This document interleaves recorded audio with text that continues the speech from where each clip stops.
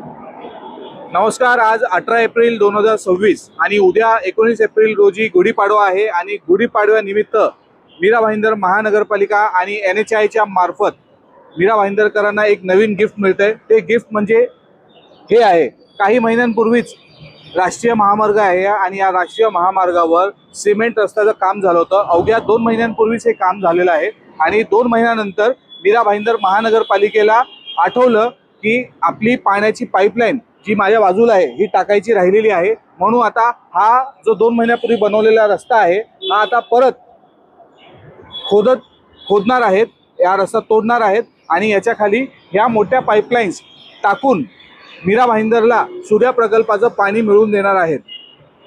शहराला पाणी तर मिळालंच पाहिजे, त्याच्यात काही वाद नाही।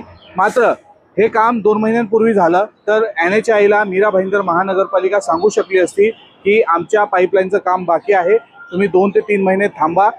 त्यामुळे हा रस्ता आणि याच्या रस्त्यामध्ये नागरिकांच्या पैशातून वापरलेला कररूपी पैसा हा वाया जाणार नाही, हे ते सांगू शकले असते। पण तसं न करता रस्ता बनवला आणि आज हा रस्ता तोडला जातोय आणि तोडल्यानंतर हे पाईप टाकणार आणि परत रस्ता बनवणार।